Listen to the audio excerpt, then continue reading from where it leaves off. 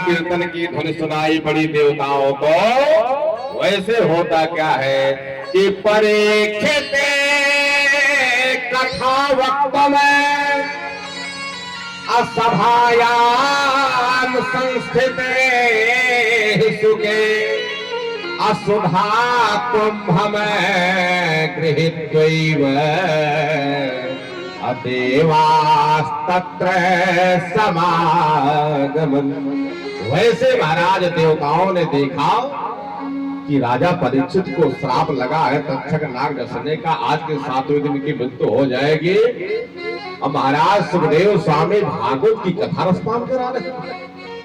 उसी समय महाराज देवताओं ने अमृत का कलश लिया सर पर और कथा पांडाल में आ गए। सुशील भैया कथा पांडाल में आ गए और बाहर से खड़े होकर के महाराज सुखदेव स्वामी को प्रणाम किया है। सुतम नत्वा पदम सर्वै, सभी ने महाराज सुखदेव स्वामी को प्रणाम किया और प्रणाम करके महाराज कहने लगे, प्रभु क्या आदेश है मेरे लिए।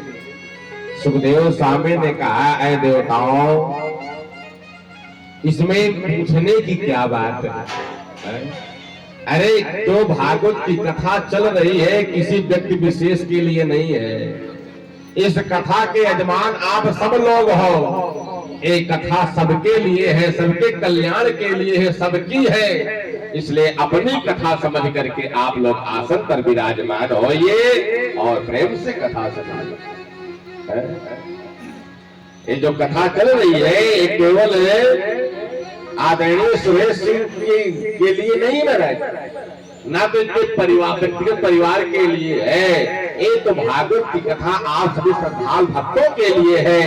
आप सब इसके यजमान हैं, आप सब इसके परीक्षित हैं। आप सब लोग प्रेम से आए और अपने साथ श्रोताओं को लेकर के आए और प्रेम से कथा सुनाया जाए।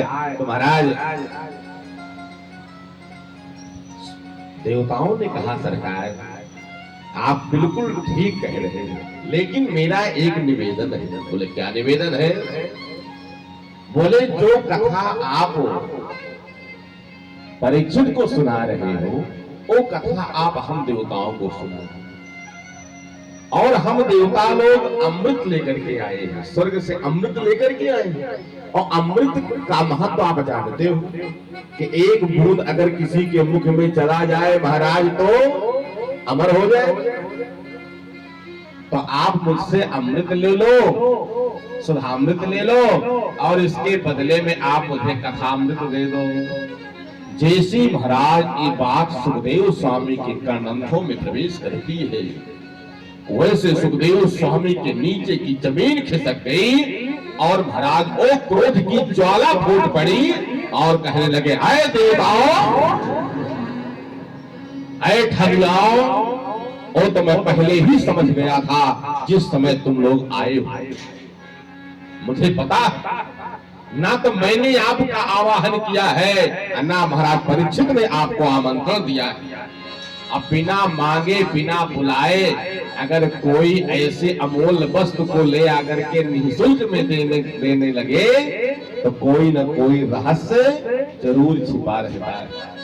अरे जिस अमृत के लिए मास्टर साहब देवासुर संग्राम हो गया हो, उस अमृत को बिना मांगे तुम लेकर के चले आए हो तो कोई न कोई बात तो जरूर है। और एक बात सुनो और देवताओं, आज जिस चीज को तुम लेकर के आए हो ना, और मेरी दृष्टि में कांच का टुकड़ा है,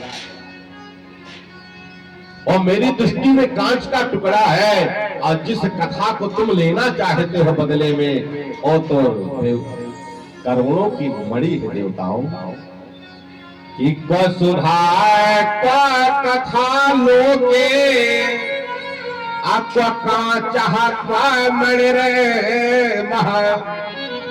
अब तुम कांच का टुकड़ा दे करके करोड़ों की मणि लेना चाहते हो। अब जितना शीघ्र हो सके तुम कथा पांडाल के बाहर निकल। आप लोग कथा श्रवण के अधिकारी नहीं, जैसे मेरे